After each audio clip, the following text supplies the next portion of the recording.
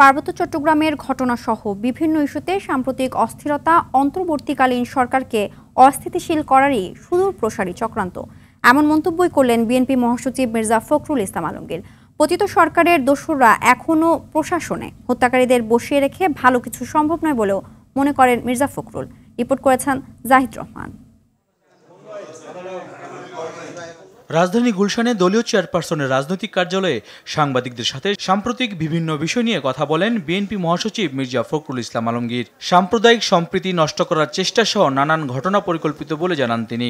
পার্বত্য চট্টগ্রামের ঘটনাটাকে আমি কোনো বিচ্ছিন্ন ঘটনা মনে করি না, এর সঙ্গে অনেক কিছু জড়িত আছে। আপনার এই সুযোগ একটা নেওয়া, শূন্যতার সুযোগ নেওয়া, অন্যদিকে আমরা জিও পলিটিক্সের যে পরিবর্তন, আপনার যে সুফল আমরা অর্জন করেছি সুফলটাকে নস্যাৎ করা, সবচেয়ে বড় কথা হচ্ছে যে একটা রাজনীতিকরণের প্রক্রিয়াকে শুরু করার চেষ্টা করা। সংস্কারের বিষয়গুলো দেশের মানুষের প্রত্যাশা অনুযায়ী পূরণ হওয়া দরকার, এমন মন্তব্য করে আলোচনার উপর গুরুত্ব তুলে ধরেন বিএনপি মহাসচিব। ফ্যাসিবাদী সরকারের যারা মূল দায়িত্বে ছিলেন তারা তো ওই দায়িত্বে রয়ে গেছে। হত্যাকারীদের সঙ্গে যারা আপনার সহযোগিতা করেছে তাদেরকে গভর্নমেন্টে রেখে দিবেন, আপনি ভালো জিনিস করবেন কোথেকে? সংবিধান সংশোধন সংস্কার কার্যক্রমে জনগণের আশা আকাঙ্ক্ষার প্রতিফলন ঘটতে হবে বলেও মন্তব্য করেন তিনি।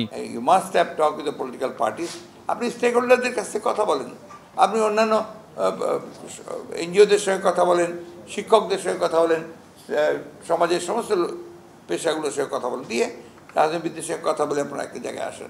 নির্বাচনের দেরি হলে গণতন্ত্রের জন্য হুমকি, এমন মন্তব্য করে বলেন অতীতেও রাজনীতিকরণের চেষ্টা ব্যর্থ করে দিয়েছে জনগণ। কেউ চাইলে এটা সে ভুল চাইবে, ভুল সিদ্ধান্ত নেবে এবং এটা কখনোই আপনার কাজে দেবে না, এবং যেমন অতীতেরটাও দেয়নি এবারও দেখবে না, and that will be dangerous for the country, for the nation. ওটা আরেকটা আপনার সমস্যা তৈরি হবে বড় রকমের। এদিকে গুলশানে বাড্ডা থানা বিএনপি আয়োজিত ছাত্র জনতার আন্দোলনে নিহত ১৯ পরিবার ও আহত ৪০ পরিবারের কাছে সহযোগিতার আর্থিক উপহার তুলে দেন বিএনপির স্থায়ী কমিটির সদস্য নজরুল ইসলাম খান ও বিএনপির ক্ষুদ্র ঋণ বিষয়ক সম্পাদক এবং ঢাকা মহানগর উত্তরের প্রতিষ্ঠাতা সভাপতি এম এ কাইয়ুম। কোনোভাবেই কোনো সাধারণ মানুষকে দলীয়ভাবে কোনোভাবে ক্ষতিগ্রস্ত করা যাবে না। আমরা আপনাদের পাশে থাকব, এই প্রতিশ্রুতি আমরা ঘোষণা করছি ইনশাআল্লাহ। জাহিদ রহমান, RTV, ঢাকা।